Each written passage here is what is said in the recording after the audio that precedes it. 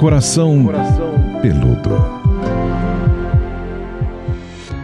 Olá, queridos ouvintes desse podcast, o nosso Coração Peludo. Sempre que eu venho aqui para gravar esse podcast, eu penso, vou fazer uma voz de locutora, uma coisa mais calma, né? Uma coisa acolhedora, assim.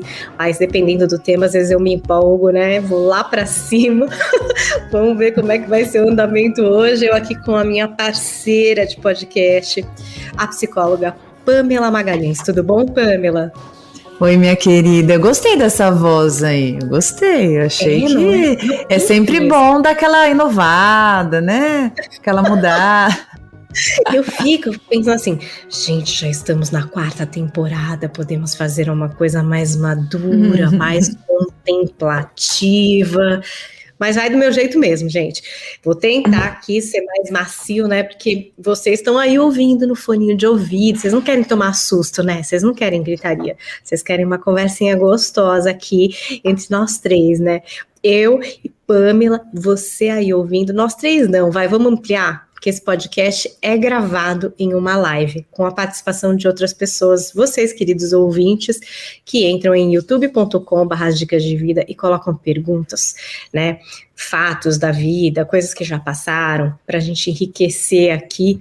Então, você que está aqui nessa live, já tem um monte de gente aqui, um monte de comentário. Lembre-se que você pode participar com pergunta. Agora, se você está ouvindo o podcast, se você pensa, puxa, eu também tenho um negócio aqui para compartilhar. Quero falar com essas moças, com essas meninas. Nos procure no Instagram. Eu sou @paulinhacarvalhojp. Pamela também por lá, né, Pamela? Estou lá no @psipamela, PS Pamela, vai ser um prazer ler o seu comentário, ter ali, né, a tua crítica construtiva, é sempre muito rico, né, até porque esse podcast, ele é feito com as indicações de temas que vocês fazem, né, eu e Paulinha aqui estamos sempre pensando sobre o que será que nós vamos trazer, que vai contribuir para a reflexão de alguém, né, alguém que queira tá mais ali confortado com o seu coração peludinho. Você não tem Instagram, você não está no Twitter, você não sabe direito mexer no YouTube, mas quer mandar também a sua história. Temos um e-mail, gente, e-mail é quase carta, né? Todo mundo acho que já sabe mandar aí um e-mail, pode ir lá numa lan house e aí escreve para coracãopeludopodcast@gmail.com. Aí manda a sua história, manda a sua ideia de tema, manda as suas impressões aqui a respeito do nosso podcast, para a gente poder também trazer o seu tema aqui para o Coração Peludo, aquelas que estão hoje empolgadas na locução. Agora, olha, o tema de hoje é uma extensão de um assunto que a gente já trouxe aqui, de alguma forma, a gente resvalou nele, a gente chegou a levantar, vamos falar disso, que são esses relacionamentos simbióticos, e aí muita gente se empolgou, mandou lá no Instagram, mandou e-mail dizendo quero que fale disso, quero que fale de relacionamento simbiótico com a mãe, quero que fale de relacionamento de longo prazo, e aí a gente fez uma extensão para abranger mais gente, outras pessoas que também têm dúvida a respeito, que é o seguinte, vê se essa é a sua situação. Já falei do sininho que toca, um monte de gente fala, aqui o sininho tocou para mim. Então, dependo de alguém para ser feliz. Será que quando a gente diz isso, você já sente uma pedrinha ali no seu sapato, você fala, opa, esse sou eu, hein? Será? Então presta atenção que o papo é esse hoje aqui no nosso podcast. Pamela, a gente nasce dependente, né? Bebezinho dependente. O ser humano ele nasce dependente, é uma espécie que tem a dependência como característica, e justamente nós precisamos ali dos cuidadores para que cuidem da gente, para que nos deem discernimento, para que nos ajudem, inclusive, a nós nos percebermos. Então, nós somos ali acolhidos, nós devemos receber o amor necessário e nós vamos desenvolvendo, então, tudo o que é preciso para que consigamos alcançar a tão desejada e essencial a autonomia. Mas nesse período em que a gente vai sendo ali cuidado, amparado, preservado, amado, acolhido, nós devemos considerar que são várias as posturas e são vários os comportamentos que cada família tem, né? Então, claro que a gente espera no mundo ideal desenhado, né? No mundo perfeito, em que esse processo aconteça da melhor forma possível, né, que a gente seja compreendido, atendido, respondido nas nossas necessidades, que sejamos validados, reforçados, que sejamos percebidos, vistos, né, extremamente amados,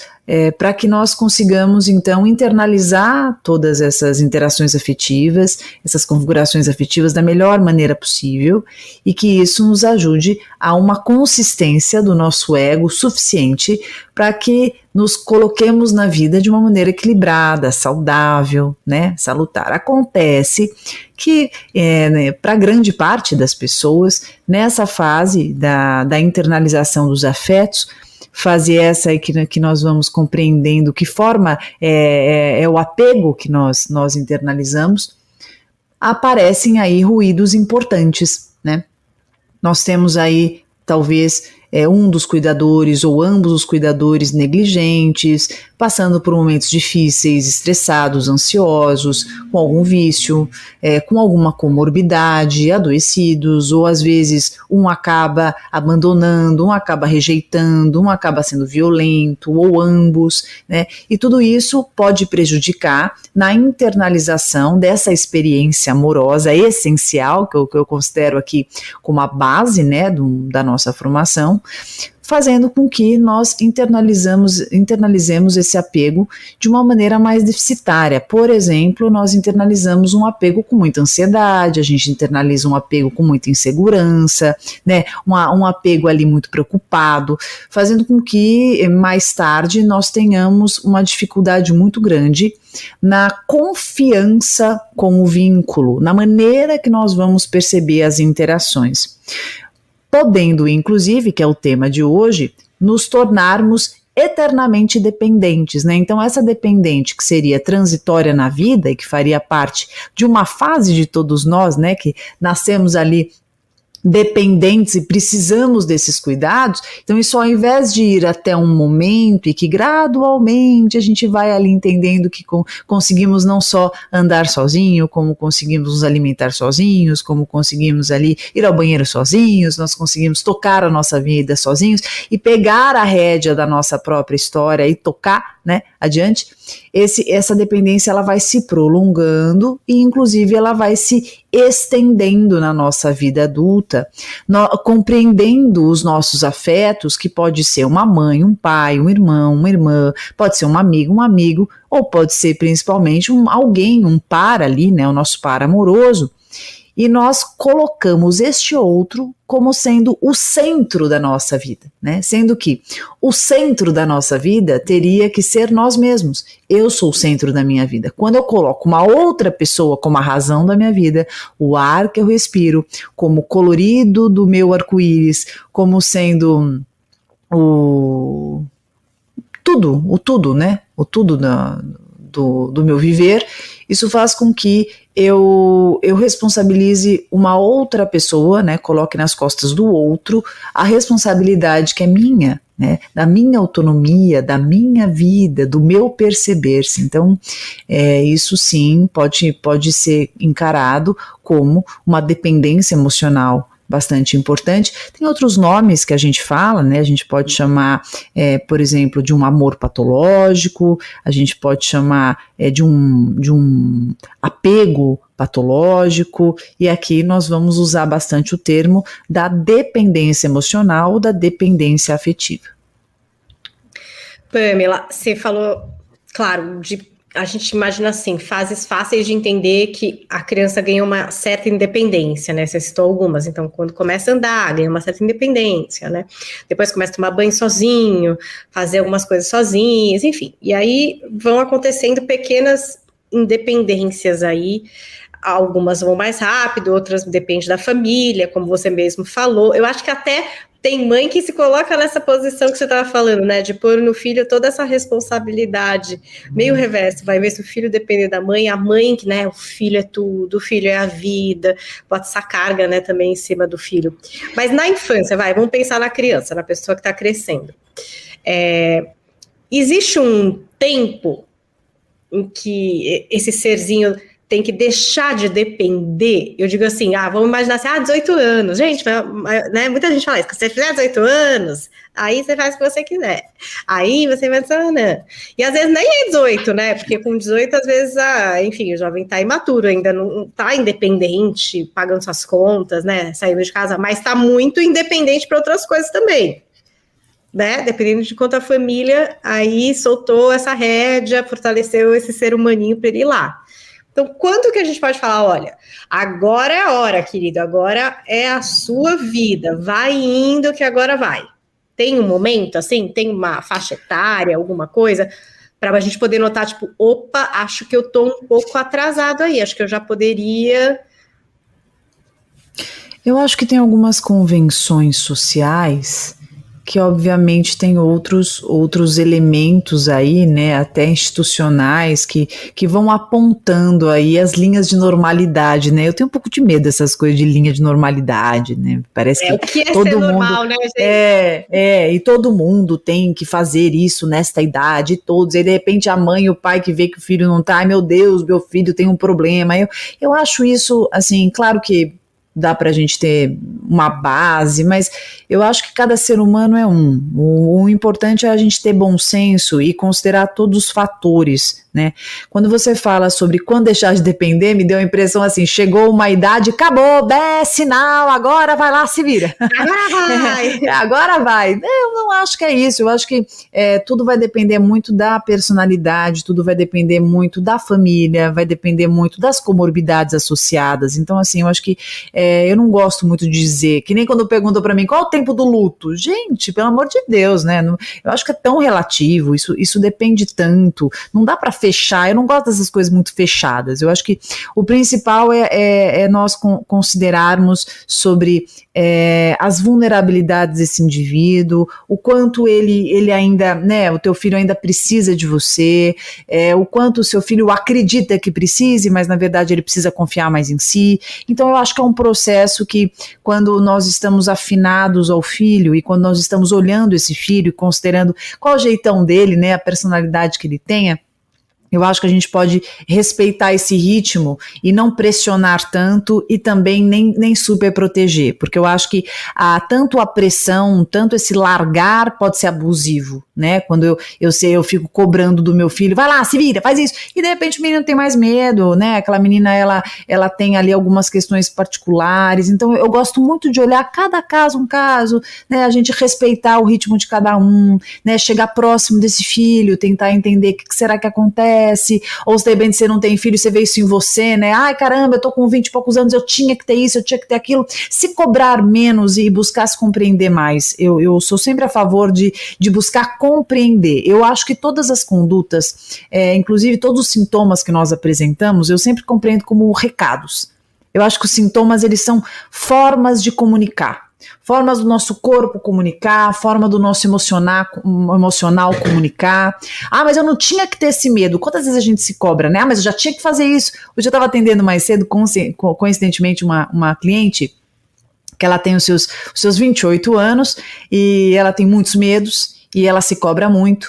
E ela dizia sobre a dependência financeira que ela tem da família e que ela não gostaria de ter, que ela não tinha que ter, que ela tinha que estar trabalhando, que ela tinha que ter isso, que ela não dirige, que ela tinha que dirigir.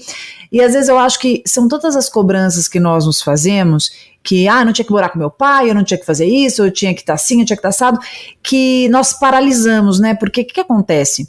Quando eu tenho um transtorno, eu entendo que a dependência emocional está muito forte na minha vida, né? E antes você não me perguntou, mas é importante colocar, a dependência ela é um transtorno de personalidade, né? Quando ela é realmente frequente, quando eu tenho esse conjunto de sintomas de muita insegurança, muita incerteza, quando eu preciso sempre que o outro dite o que eu falo, o que eu faço, e eu preciso sempre de um referencial de fora, eu não confio confio aqui, eu tô sempre muito inseguro, e eu acabo me ancorando muito nas pessoas, eu sobrecarrego as relações e tudo mais. Quando isso é muito forte, e a gente entende que é verdadeiramente um transtorno, uma das principais características é esse sentimento de culpa, muitas vezes, de dizer que não deveria fazer o que faz, e que deveria estar em outro lugar do que esteja, e que nunca é bom bastante, porque tem uma baixa autoestima, né? O indivíduo que é dependente emocionalmente, ele sempre tem, eu já posso dizer assim, bem radical mesmo,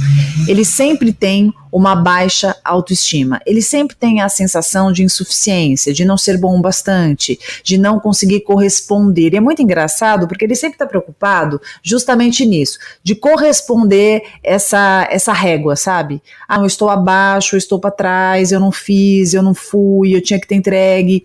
Então, uma dica, eu não gosto dessa palavra, mas nesse momento, no lugar que eu estou aqui nesse podcast, acho que cabe. Eu acho que uma dica muito legal e um ponto muito importante para se trabalhar, pensar e se exercitar é se exigir menos e olhar mais e respeitar mais aquilo que esteja acontecendo.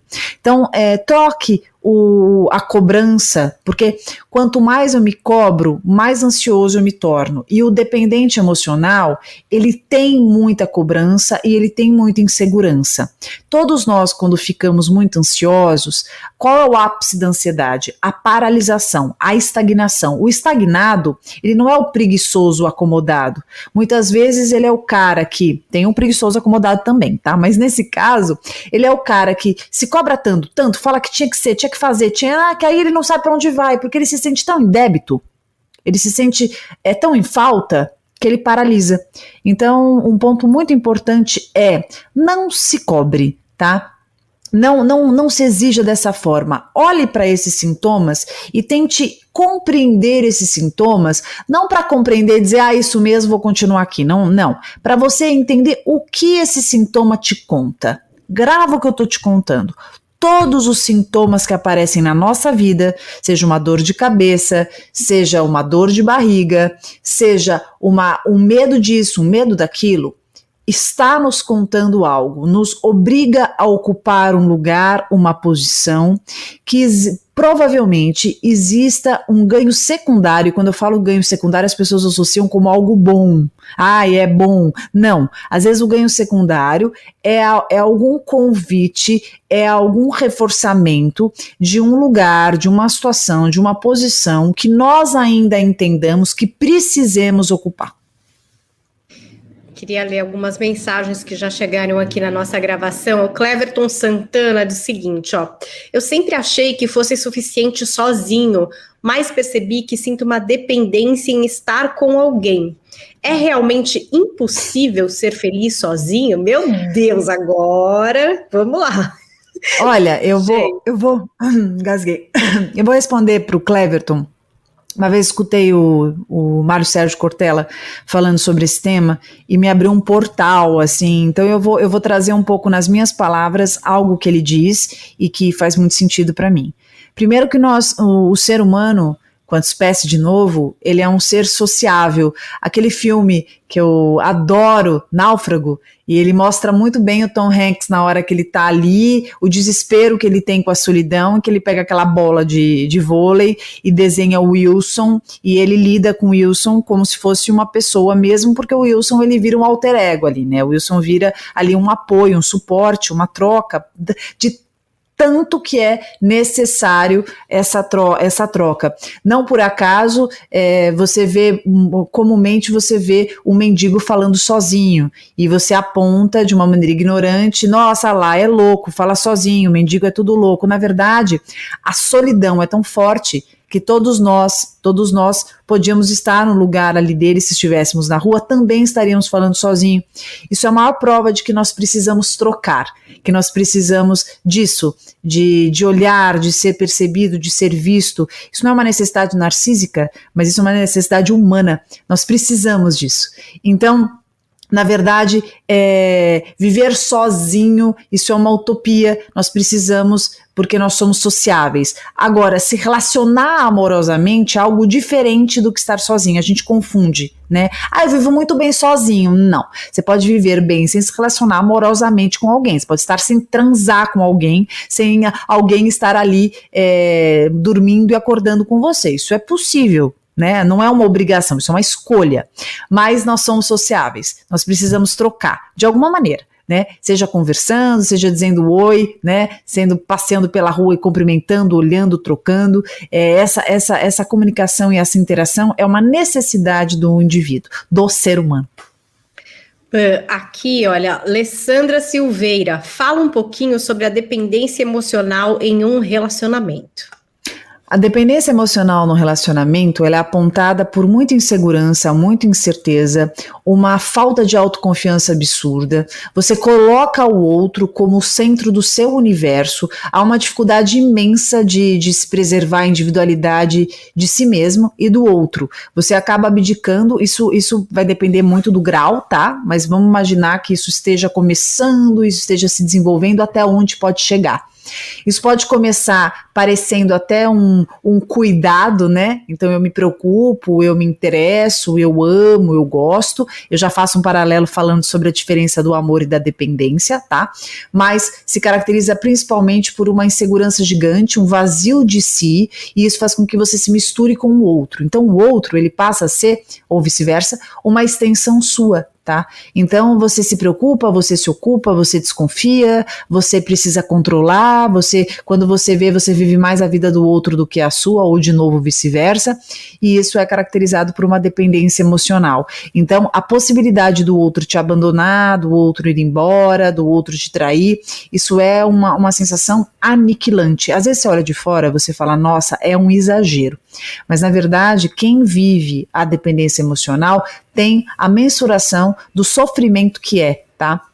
Das fantasias persecutórias, da imaginação de que o outro vai estar com outra pessoa, de que o outro vai abandonar, de que o outro tem uma discussãozinha, meu Deus, não vai mais querer estar comigo, tudo é o outro, então só consegue estar bem quando está bem com o outro, né? Então, se não estiver bem, se estiver com desconfiança, se sentir rejeitado, é desesperador, atrapalha na produtividade do trabalho, por exemplo, não consegue focar em si, muitas vezes começa a apresentar negligências, né? Tem um termo que eu uso muito, que o dependente emocional, ele se autonegligencia, né? Ele fica tão no outro que ele esquece de si. Ele vai muitas vezes se apequenando para caber no espaçozinho que o outro dá, porque a relação ela vai ficando nitidamente desequilibrada. Ela pode tanto se encaminhar para uma relação simbiótica, que foi o tema que a Paulinha gostou tanto, que as pessoas se interessaram, que é uma relação em que não há diferenciação, tá? A relação simbiótica é uma relação, que dá para você imaginar, quem não está vendo só tá me ouvindo, é uma relação em que vira uma coisa só, tá? Então é como se a perna do outro fosse a sua perna. Tem uma frase muito comum de relações simbióticas que acontecem com muita frequência quando você está muito indiferenciado do seu parceiro, que é quando você está deitado no edredom naquele domingão e você começa a sentir sede, só que você não consegue falar estou com sede, levantar e pegar uma água. Você vira pro parceiro e fala, você tá com sede? Né? Você quer uma água? Porque você tá tão indiferenciado que você se mistura com o outro.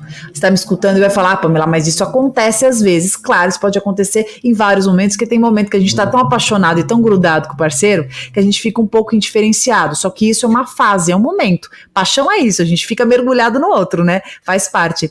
Todo mundo que já se apaixonou, e que bom, né? Que é uma sensação que ao mesmo tempo que é uma doideira só, é um momento de muita energia, né, de muita idealização, de uma sensação única ali, que só sabe quem sente. Mas isso passa, né? E a ideia é que a paixão, ou ela evolua para um amor, para uma relação mais saudável, ou então ela simplesmente foi só ali uma lenhazinha, né? E que logo depois foi uma brasinha, que logo depois cessa e a relação às vezes não evolui. Mas a ideia é ser transitória e não permanecer na indiferenciação, né? não permanecer num nível ali de intensidade, num foco único na relação, fazendo com que as outras esferas da sua vida fiquem desequilibradas. Quando eu atendo casos de dependência emocional no consultório, por exemplo, eu percebo que o cliente, para você entender o exemplo, tá? O cliente ele vai trazendo frequentemente, todas as sessões, só o outro, a relação com o outro, tudo é relação com o outro.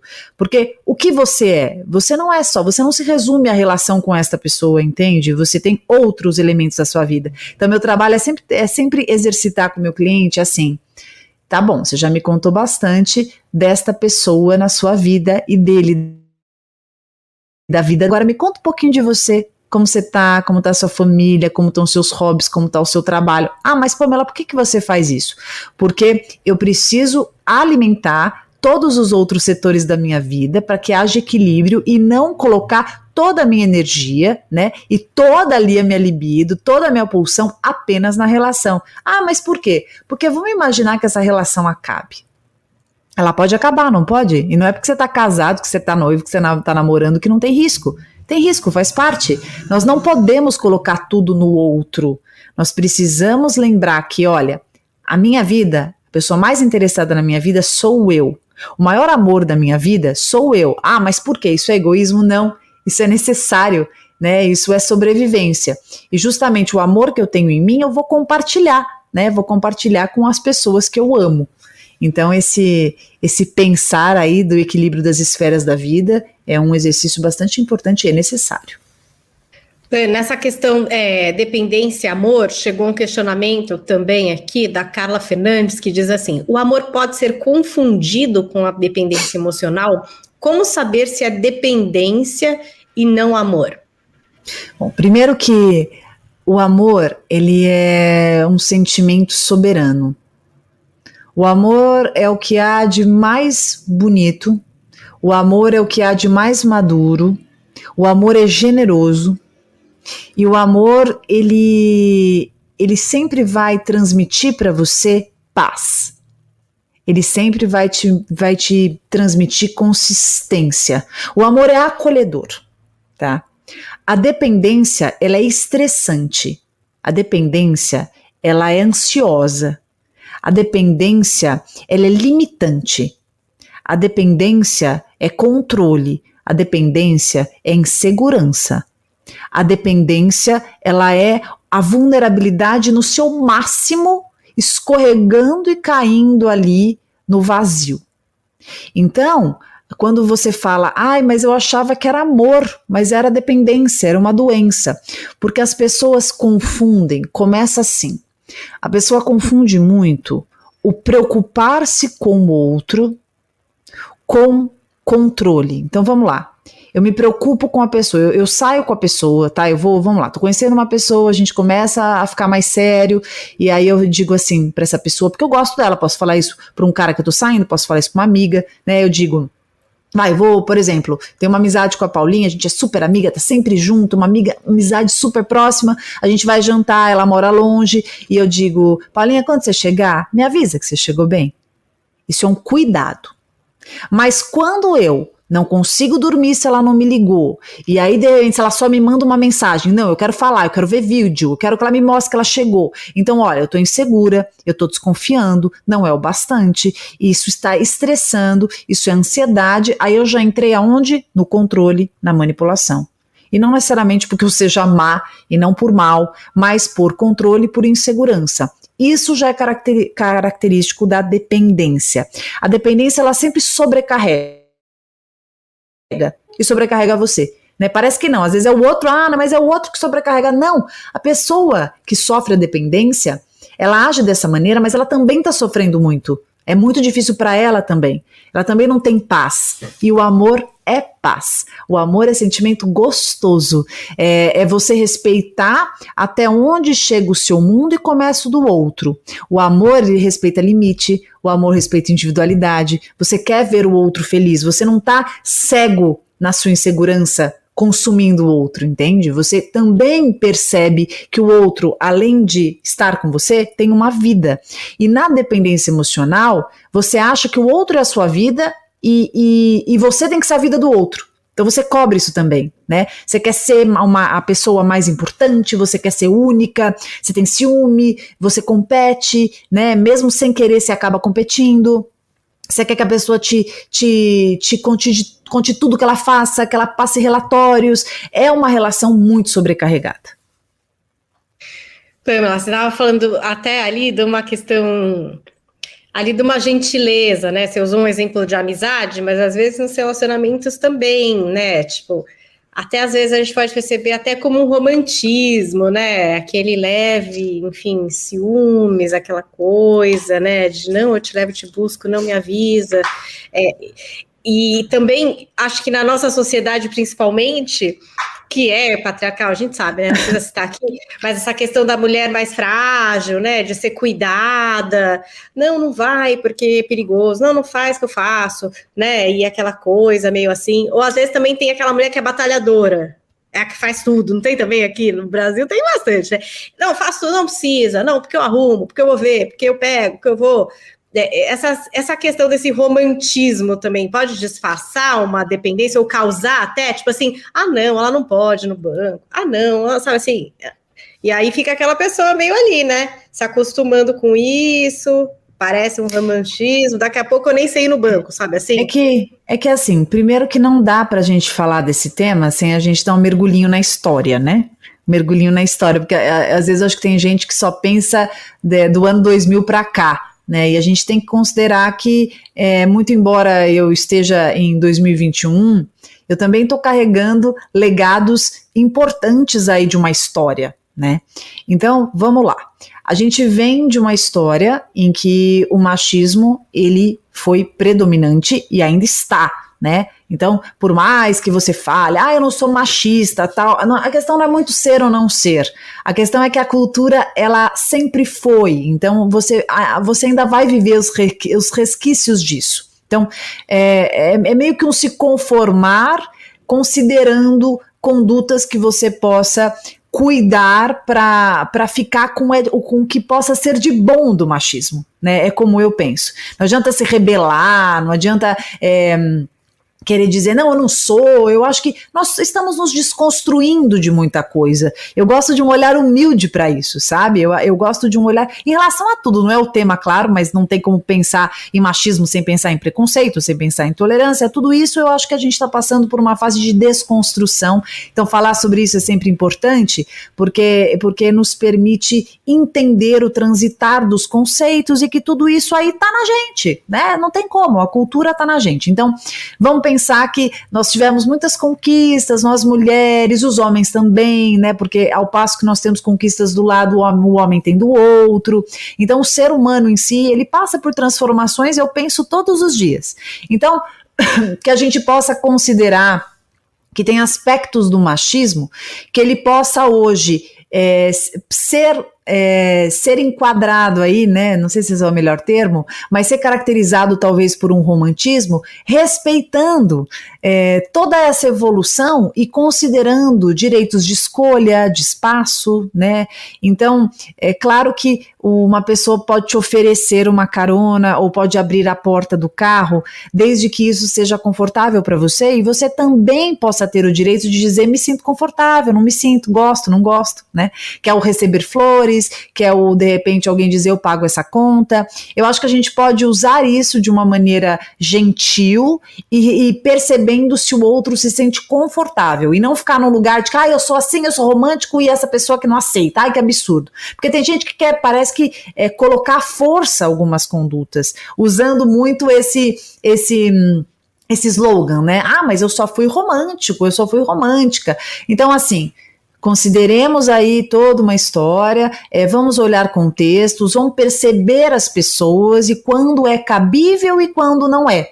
E por que eu digo isso? Porque é um assunto tão delicado que em algumas circunstâncias, por exemplo, até me veio na cabeça, em algumas circunstâncias profissionais, essa postura que tem essa conotação gentil, ela pode ser estrategicamente machista e de uma maneira indireta diminuir ou apequenar aquela pessoa. tá? Maquiado de imagina, eu só fui gentil, eu sou uma pessoa romântica, tal. Então, eu só acho que vale a pena colocar isso, porque em alguns momentos isso pode não ser muito bem-vindo. Mas vai depender da pessoa, tá? Então, se eu estou num relacionamento, eu, Pamela, sou super romântica, eu gosto dessas condutas do meu parceiro, né? Eu acho muito legal quando meu marido fala, vou pagar essa conta. Pamela, eu acho muito legal quando ele abre a porta, né? Quando ele espera, eu estou saindo do carro, ele me espera, né? Ele deixa. Eu gosto, eu acho isso gentil. Mas por quê? Porque existe uma dinâmica nossa, existe um contrato relacional em que, da mesma forma que isso acontece, eu posso muito bem pagar uma outra conta, né? Eu também vou ser gentil de outra maneira. Então, eu gosto muito de contextos e não algo caricato e recortado e colocado. O romantismo e as gentilezas muitas vezes são colocadas e são impostas em alguns relacionamentos como uma forma de início de envolvimento para manipulação, né? Então, quando que eu sei que é romantismo, gentileza, e quando eu sei que é manipulação, que vai acabar, né, caindo numa dependência futura. Quando isso se torna um hábito da relação e vai tirando a autonomia do outro. Então, assim, só um sempre dirige, só um sempre paga as contas, só esse que pode falar com o garçom, só essa pessoa que pode ir à frente, só essa pessoa que apita. É como se fosse um preço muito alto. Tá? Então, com essa desculpa de que não, eu sou romântico, né? Eu sou gentil. Então, toma cuidado, sabe? Só eu que pago a conta, porque existem pessoas que vão te seduzindo, vão te dando flores, vão te dando presentes, vão pagando a sua conta para depois quererem cobrar atitudes de você em troca disso. E aí, quando você vê, você tá na teia. E quando você vê, você tá dependendo desse indivíduo. Porque já foi traçado ali um jeitão de funcionar. Desculpa se eu me prolonguei, mas eu acho que é um tema que pode virar uma teia. Eu acho que é importante, porque às vezes acontece mesmo isso, né? O que deixa de ser uma delicadeza e passa a ser uma imposição e meio que te colocando num lugar, entendeu? Então, eu peço os pratos no restaurante. Um dia é uma graça, peça um prato pra mim, tô aqui, pode pedir. Agora, sempre, tipo, você não pede o seu prato. Aí já vira uma coisa esquisita, né? Ou às vezes você nem tá percebendo, isso vai se prolongando e é isso que você falou. De repente, quando você vê, gente, eu nem escolho o que eu como. Você pensar uma coisa meio estranha, né? Mas às vezes a gente nem tá pensando, a gente tá no meio disso e não tá notando, né? Tanta coisa, que às vezes a gente fica um pouco cega. Sabe que me lembrei aqui... Meninos e meninas aí. Meninos e meninas. Você sabe que eu me lembrei de um episódio, e faz muito tempo, eu era muito menina, acho que eu tinha 18, 19 anos, mas não esqueci, eu lembro da cena. Eu lembro de um cara que me chamou para jantar na época. Eu fui jantar com ele e ele me deu flores, nunca me esqueço disso. E ele me deu um buquê de flores muito lindo, assim. E me deu, na hora que eu cheguei no carro, ele abriu a porta, eu sentei, um gentleman, assim, bem cavalheiro, bem romântico. E me deu as flores, e lembro que ok, entrei, cheguei no jantar, rolou o jantar, ele fez questão de pagar, eu fiz menção que eu pagaria, mas ele fez questão, já foi na frente, já pagou, falei, tá bom, tudo bem. E aí quando chegou na minha casa, que ele foi me deixar, ele tentou me dar um beijo, e eu não quis dar o beijo, né, fui pra trás assim, eu lembro até hoje que ele travou a porta do carro, virou de frente pra mim e disse assim, escuta, eu te dei flores, paguei seu jantar, falou bem assim pra mim, paguei seu jantar, fui super legal com você, e você não vai me dar um beijo? Eu nunca me esqueço disso. Pavor, né? Eu falei, olha, eu lembro até hoje, eu era menina, eu fiquei super assustada, eu tava na porta da minha casa, graças a Deus. E ele também não era, eu devia ter 18, 19, devia ter 22. Eu virei e falei pra ele, assim, eu fui falando, já abri a porta aqui, era daqueles pinos, né, de carro, aqueles pinos. Aí eu levantei, eu lembro até hoje, eu falando, levantando o pino aqui atrás, e já pondo a mão aqui, falei, olha, eu não tinha te dado um beijo porque eu não tava me sentindo à vontade. Mas agora não só não me sinto à vontade, como eu tenho certeza que eu não quero te ver nunca mais. Abri a porta, foi embora, nunca mais vi o cara. E isso me vem na cabeça, e desde então, nada como experiência na vida, né? Eu acho que isso que aconteceu comigo há 500 anos atrás, né? Isso há 20 anos atrás, continua acontecendo com muita frequência, de diversas formas. Às vezes a pessoa, ela usa, sim, desse romantismo, tal, para ir te envolvendo, para controlar e para sentir que tem direito sobre você. Por isso que eu falo, né, eu acho assim, não tem como a gente falar de dependência emocional sem a gente passar sobre a autonomia financeira, como é importante, né, a gente ter a nossa autonomia financeira de alguma forma, como isso nos dá força para nos colocarmos no mundo e sentir que temos o nosso direito e a nossa liberdade de ir e vir, né, escolhendo que fique, se assim quisermos, né, sem depender de ninguém, porque tem muitos relacionamentos que começam assim, né, não, pode não, você não precisa, pode ficar e tal. Tem relacionamentos que são maravilhosos, que assim funcionam e assim continuam, a pessoa é generosa e maravilhosa, mas em muitos outros, logo mais, isso se torna desesperador, porque a pessoa se sente ali completamente dependente da outra. Caramba, abandonei meu trabalho, dependo financeiramente, a relação tá péssima, mas eu não consigo sair daqui, agora eu tenho filhos e tal. Por isso que eu falo, às vezes sai muito caro isso. Tem uma colocação do Gilberto Bedez que eu achei interessante, eu acho que vale a pena a gente trazer. Ele diz assim, ó, Pamela, e quando é o inverso? Quando a gente é mais jovem, lida melhor com os relacionamentos, sem grandes dependências. E quando temos uma certa idade, parece que a gente desaprendeu a controlar essa dependência. E a gente sempre fala tanto aqui de maturidade, de como o tempo também, enfim, joga a favor da maturidade, né? Porque só vivendo as coisas que a gente vai crescer e vai aprender e vai pensar sobre elas. E aí, nesse sentido, ele está trazendo um outro ponto de vista. Então, quando você envelhece, e aí você fica mais fragilizado aqui pelo ponto de vista que ele está colocando, principalmente nesse aspecto da dependência. Queria que você falasse um pouco sobre isso. E ele tem muita razão. Eu acho que muitas coisas vão mudando quando a gente envelhece e muitas vezes a sensação de solidão e a dependência, ela começa a bater na nossa porta, né? Por isso que é tão importante as construções que nós fazemos. Tem muitas pessoas que quando se tornam mais velhas, elas começam a reconhecer os afetos de uma forma que elas nunca reconheceram, justamente porque se sentem mais sós, de repente mais frágeis, né? Não estão mais na labuta como estavam antes, então sentem que precisam das outras. Então, sobre isso, eu penso que exercitar ao máximo a nossa generosidade. Eu acho que se nós ainda não estivermos nesse patamar, que a gente possa sempre observar as escolhas que fazemos, como nós nos colocamos nos nossos afetos, a importância que nós damos para tudo, porque quanto mais nós conseguimos equilibrar todas as esferas da nossa vida, mais a gente também se preserva e mais a gente consegue ter ali um futuro mais respaldador, com certeza. Lembrar, como eu disse lá atrás, a gente precisa sim das pessoas, né? A gente precisa dessa socialização, a gente precisa das pessoas no sentido de construir ali, né, a nossa vida. Eu acho que as pessoas confundem um pouco sobre, é impossível viver sozinho, eu preciso. Não, a gente pode viver sem uma relação amorosa, mas sobre as interações a gente precisa, né? E quando a gente vai ficando mais velho, mais ainda, né? A gente depende, a gente de repente depende de alguém para cuidar de nós, porque a gente não consegue cuidar sozinho, né? A gente quer ter companhia, a gente quer ter com quem conversar.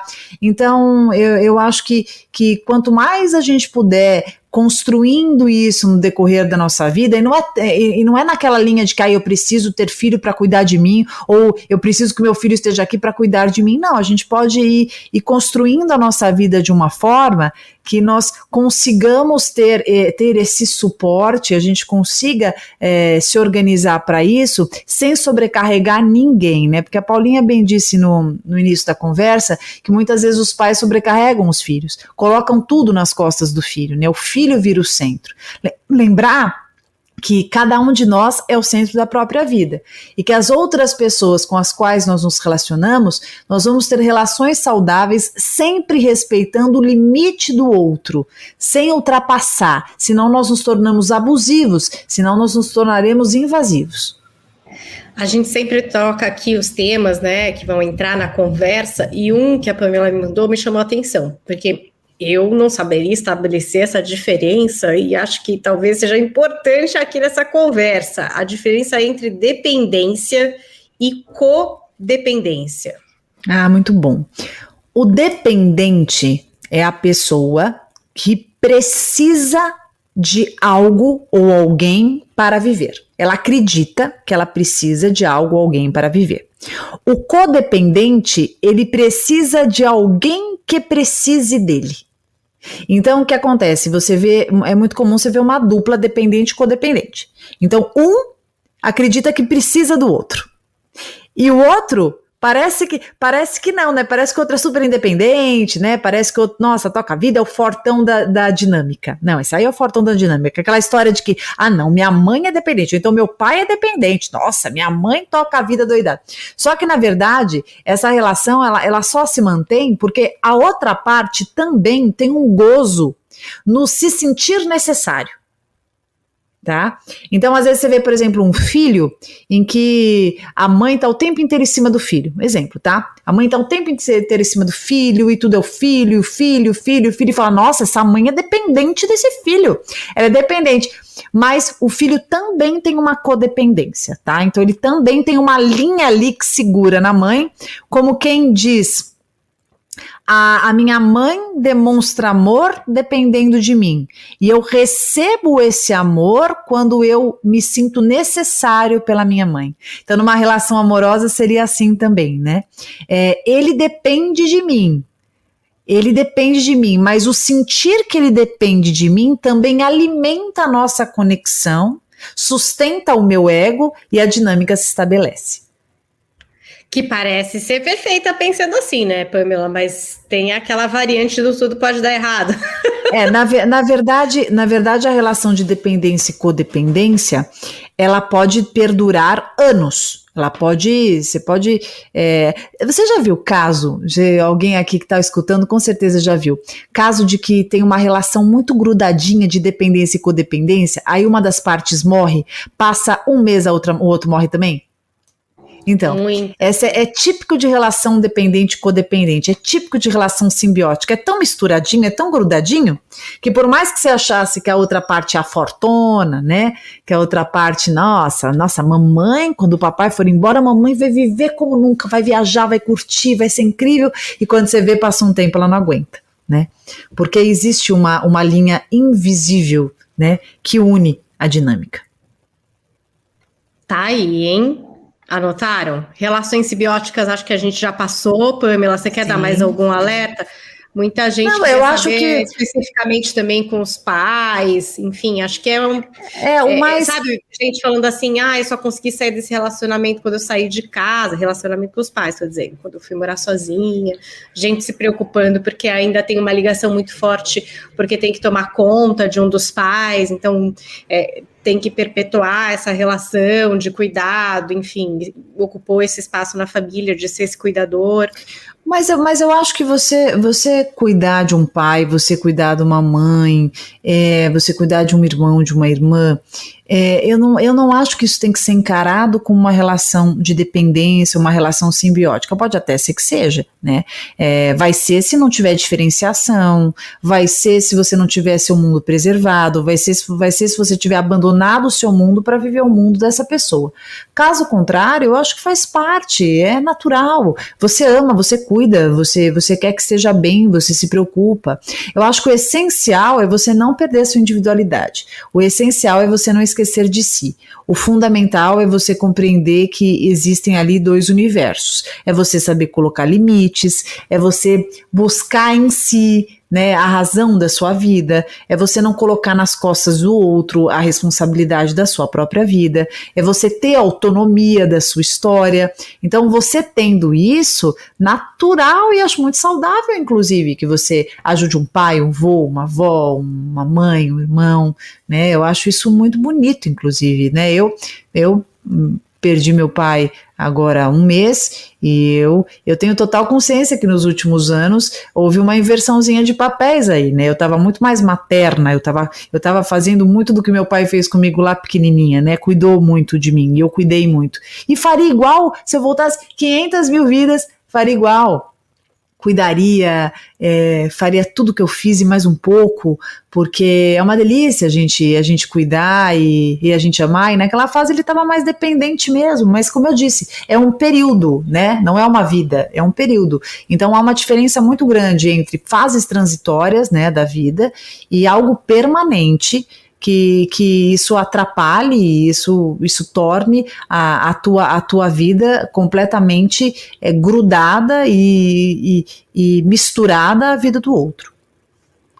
Então, a gente pode dizer que dependência é o quê? É uma doença? É um tipo de vício? Pode ser um tipo de vício para algumas pessoas? Como que a gente caracteriza?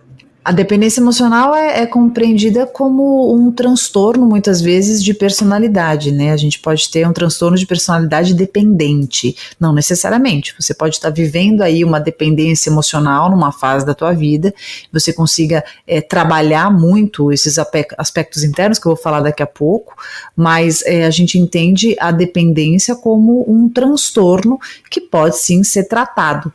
Agora, até ele chegar a virar um transtorno de personalidade grave, a gente passa aí por várias etapas e sempre é passível de melhora, é sempre passível de tratamento. E você toma medicações para as comorbidades, né? Porque quando você vive, principalmente, uma ansiedade muito grande, quando você tem transtorno, não sei, assim. Com certeza, quando você tem o transtorno de dependência, quando você tem esse apego dependente, por exemplo, esse amor patológico, você normalmente, com muita frequência, você tem um sintoma de muita ansiedade. Muita ansiedade.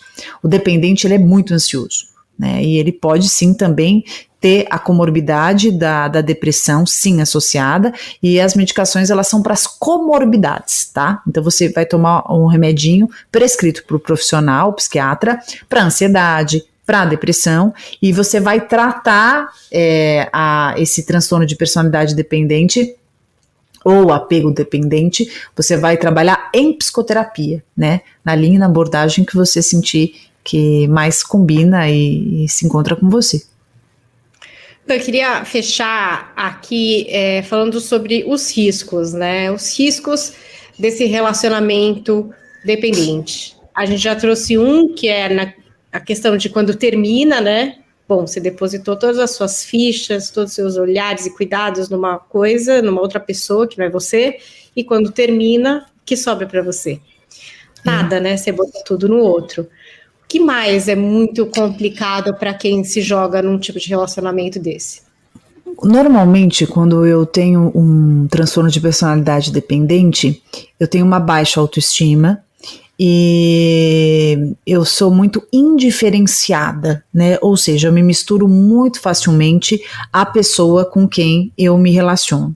Isso faz com que eu tenha a minha personalidade fluida, isso faz com que eu seja muito fragmentada quanto o meu eu, e isso faz com que eu seja muito insegura, isso faz com que eu tenha uma autoconfiança bastante deficitária, amor próprio não preciso nem falar, né, porque tudo está no outro, o centro da minha vida é este outro. Então eu tenho normalmente uma conduta mais permissiva, eu tenho uma conduta mais impulsiva, eu tenho um desequilíbrio das minhas emoções justamente pelo meu desconhecimento de mim. Então você tem um autoconhecimento bastante defasado, fazendo com que você fique muito à mercê do outro, que você fique muito à disposição do outro, que você seja muito à sombra do outro, né? O outro passa a ser o seu centro, a sua referência, e você perde completamente o norte, a bússola sobre si. Então, a tendência é de relacionamentos tóxicos, é de relacionamentos medíocres, de relacionamentos restritivos, de relacionamentos patológicos, de relacionamentos sofridos, de relacionamentos com bastante condutas perversas da outra parte, relacionamentos com muitas rupturas, com muitos ruídos, relacionamentos abusivos, né? Há há uma propensão de relacionamentos marcados com muita ansiedade, muito sofrimento, relacionamentos de muito estresse, relacionamentos de ou frequentes brigas ou de muita submissão, então muito sentimento oprimido, que pode desencadear então patologias não só físicas, né, porque de repente você tem uma enxaqueca crônica que você não sabe por quê, você tem uma gastrite que você não sabe de onde vem, você tem uma coceira que você não sabe por que veio, ou então mesmo outras patologias, você pode desenvolver doenças seríssimas, você pode desenvolver uma cardiopatia, você pode desenvolver, por exemplo, uma depressão, você pode desenvolver um transtorno de ansiedade, justamente porque você está tão oprimido e tão perdido numa relação de dependência, que você vai se autonegligenciando, esquecendo de si, se vendo muito sozinho e muito perdido. Por isso que é um risco danado, né, do transtorno de personalidade dependente nos relacionamentos afetivos.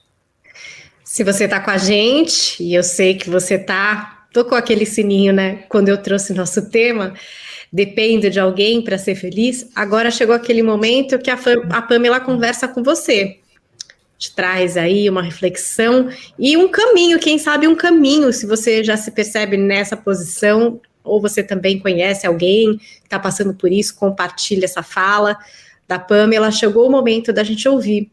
Pamela Magalhães, dependo de alguém para ser feliz.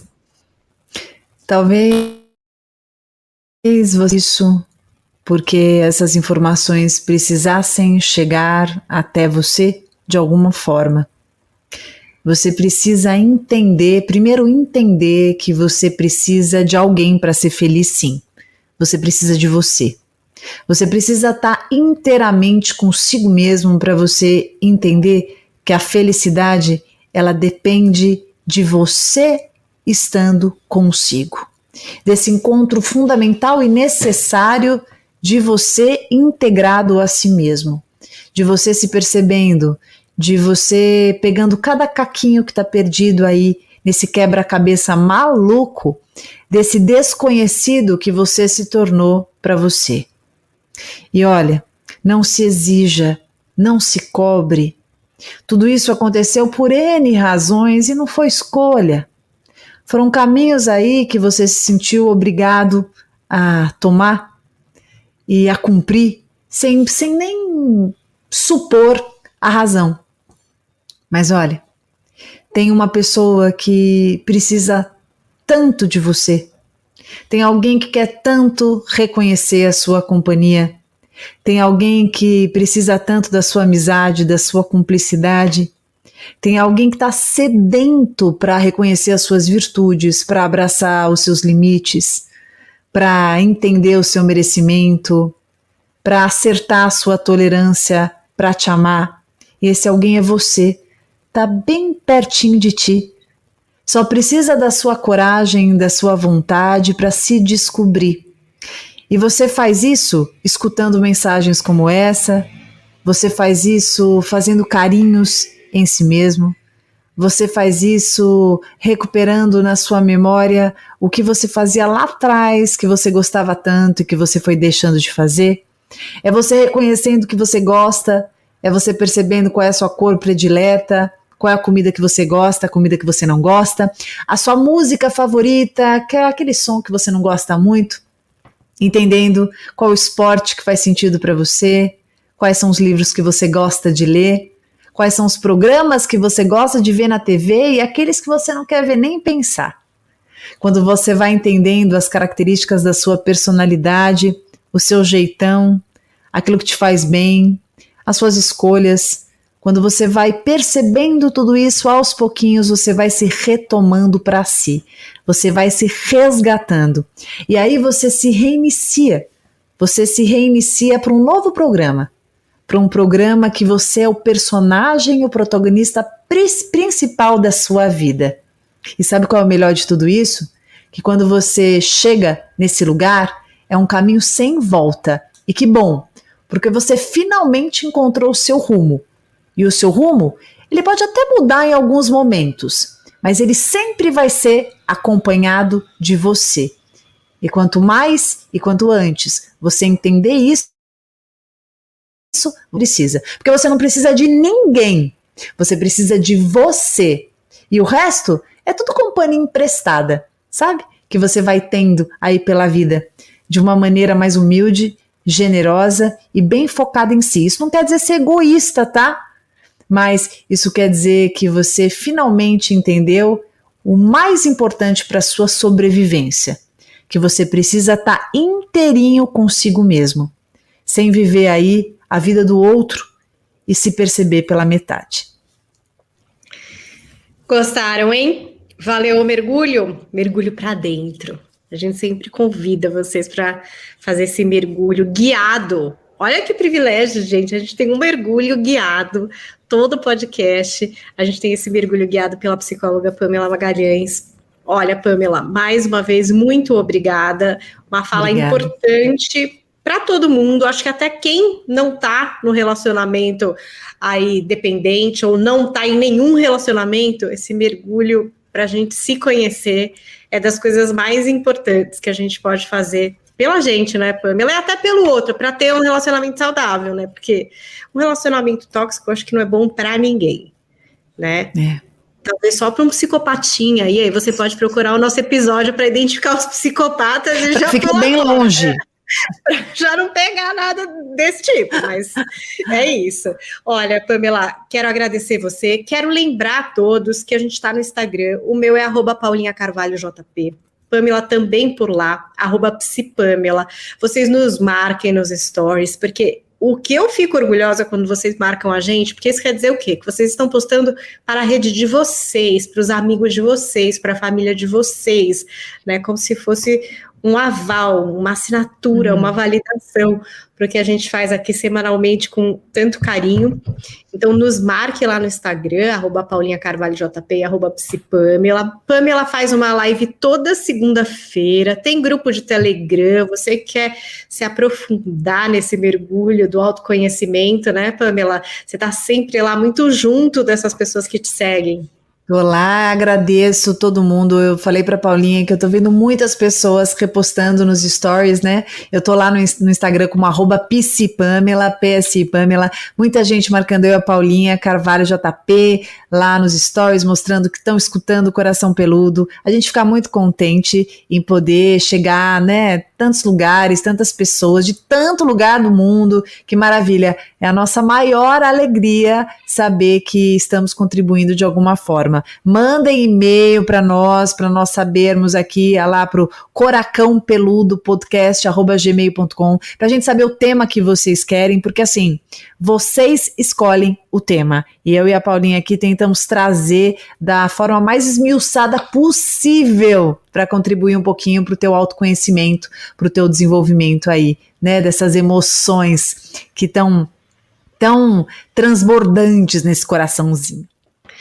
E agradecendo a todos que participaram da gravação desse podcast no canal youtube.com/dicas-de-vida, Benedete Paulo, Crícia Cavalcante, tem Karen Esteves, Josiane, advogada, Paulinha Ula sempre com a gente, Zoade Souza Nascimento, que também já virou habituê, Cleverton Santana aqui pela primeira vez, Gildete Trindade, Isaac Reik, muita gente mesmo Sara Guerra. Nossa, eu tô aqui rolando, Tiago Pascoaloto, essa personalidade a Crícia aqui, também, a Crícia também. Beijo. Olha aí, muita gente participando da nossa live, mandando um recado aqui nesse podcast. Você também está convidado, se quiser acompanhar em vídeo e ao vivo com a sua pergunta, youtube.com/dicas de vida, toda terça-feira, às 17 horas, gravamos o nosso Coração Peludo. Até a semana que vem, muito obrigada pela companhia. Tchau, Pamela. Tchau, querida, um beijo. Coração Peludo.